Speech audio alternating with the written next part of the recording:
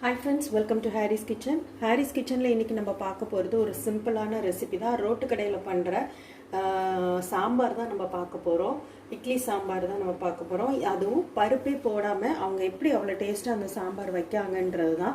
ஒரு சிலர் பருப்பு போடுவாங்க, சில பேர் பருப்பு இல்லாம எப்படி பண்றாங்க அப்படின்றது தான் நம்ம இன்னைக்கு இந்த வீடியோல பார்க்க போறோம். இந்த வீடியோவை லாஸ்ட் வரைக்கும் வாட்ச் பண்ணுங்க. இதுக்கு என்னென்ன தேவைன்றதை நம்ம லைன் பை லைனா பார்த்துட்டே வரலாம். நான் பெரிய வெங்காயம் தான் இப்போ எடுத்திருக்கேன், சின்ன வெங்காயம் இல்லைன்னு. அது போக பச்சை மிளகா ஒன்று போட்டிருக்கேன்.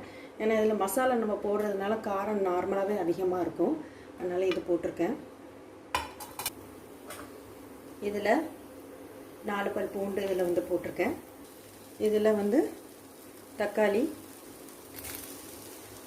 ஒரு பெரிய சைஸ் தக்காளி நான் ஆட் பண்ணியிருக்கேன்.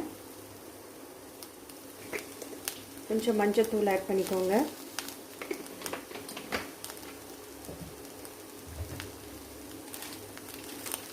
அடுத்து நம்ம ஆட் பண்ண போகிறது சாம்பார் பொடி. ஒரு 2லேருந்து 3 ஸ்பூன் அளவுக்கு நம்ம வந்து சாம்பார் பொடி வந்து ஆட் பண்ணிக்கலாம். கொஞ்சம் தண்ணி,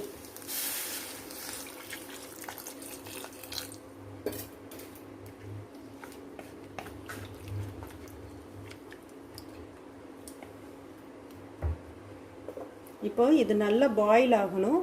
பாயில் பண்ண பிறகு எப்படி இருக்குன்றதை பார்க்கலாம். ஸோ ஃப்ரெண்ட்ஸ், இப்போ நம்ம பாருங்கள், நம்ம ஊற்றின தண்ணி கொஞ்சம் வற்றி இருக்குது. இப்போது இந்த வெங்காயம், தக்காளி, பச்சை மிளகா, பூண்டு இது எல்லாமே நல்லா பாயில் ஆகிட்டு, இப்போது நம்ம இதை ஆஃப் பண்ணிவிட்டு இதை வந்து நம்ம பேஸ்ட் பண்ண போகிறோம். கொஞ்சம் இது சூடு ஆறட்டும். சூடு ஆறினோடனே நம்ம இதை பேஸ்ட் பண்ணி எடுத்துடலாம். ஸோ ஃப்ரெண்ட்ஸ், இங்கே பாருங்கள், நான் இதை வந்து நல்லா பேஸ்ட் பண்ணி வச்சுருக்கேன். இந்த மாதிரி நம்ம வந்து பேஸ்ட் பண்ணி எடுத்துடணும். இப்போ இது சாம்பார் தாளிப்பு பார்க்கலாம்.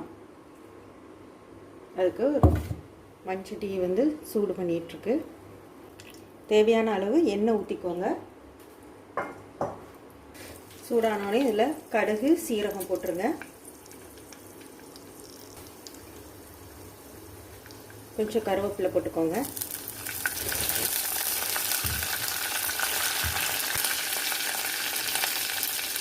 தாளிக்கிறதுக்கு லைட்டாக வெங்காயம் போட்டுக்கோங்க.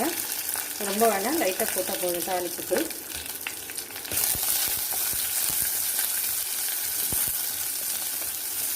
இதில் நம்ம பேஸ்ட் பண்ணி வச்சுருக்கோம் இல்லையா, அந்த மிக்ஸை இதில் ஆட் பண்ணிடலாம்.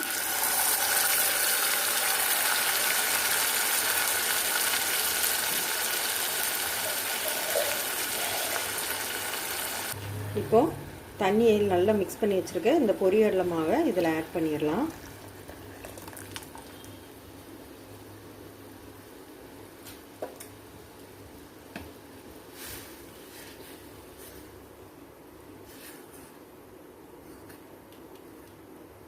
இந்த ஸ்டேஜ்லேயே நீங்கள் உப்பு, இங்கே பாருங்கள் எவ்வளோ திக்காக இருக்குது உங்களுக்கு.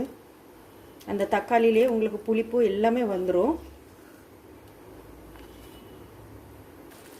இதில் கொஞ்சம் மல்லியிலை ஆட் பண்ணிக்கோங்க.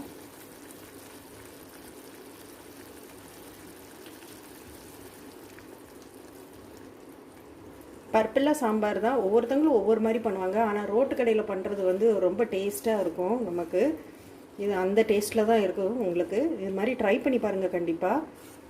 காலையில் வேலைக்கு அவசரமாக போகிறவங்களுக்காக இது வந்து மெயினாகவே சொல்லலாம். ஏன்னா அந்த நேரம் பருப்பு வேகிற வரைக்கும் அவங்க வெயிட் பண்ணணும்னு அவசியம் இல்லை. இந்த மாதிரி பாயில் பண்ணி டக்குன்னு அவங்க வேலையை முடிச்சுட்டு போயிடலாம். ரொம்ப ஈஸியாகவும் இருக்கும். சாம்பார் நல்லா டேஸ்ட்டாகவும் டிஃப்ரெண்ட்டாகவும் இருக்கும். ஸோ ஃப்ரெண்ட்ஸ், இங்கே பாருங்கள், உங்களோட டேஸ்டியான ரோட்டுக்கடை பருப்பு இல்லாத சாம்பார் வந்து ரெடியாக இருக்குது. இங்கே பாருங்கள், நல்லா திக்காக இருக்குது. அப்போ நம்மளுக்கு தண்ணியாக இருந்தது, இப்போ நல்ல திக் கிரேவியாக இருக்குது. சாம்பார் பதம் வந்துட்டு நமக்கு. இப்போ நான் இதில் வந்து சூடாக இட்லி இல்லை தோசை எதுனாலும் ஓகே தான். நான் இப்போ தோசை தான் சுட்டிருக்கேன். இதில் உங்களோட சாம்பாரை நீங்கள் ஊற்றுங்க. சாம்பார் நல்லா படுற மாதிரி நல்லா ஊற்றுங்க, தான் டேஸ்ட்டு நல்லாயிருக்கும். ஸோ ஃப்ரெண்ட்ஸ், உங்களோட ரோட்டுக்கடை சாம்பார் வந்து ரெடியாக இருக்குது. கண்டிப்பாக இதை நீங்கள் ட்ரை பண்ணி பாருங்கள், உங்களுக்கு ரொம்ப பிடிக்கும். பாருங்கள், நெக்ஸ்ட் வீடியோவில் இதே மாதிரி ஈஸியான யூஸ்ஃபுல்லான ஒரு ரெசிபியோடு உங்களை வந்து சந்திக்கிறோம். அது வரைக்கும் தேங்க்யூ ஃப்ரெண்ட்ஸ்.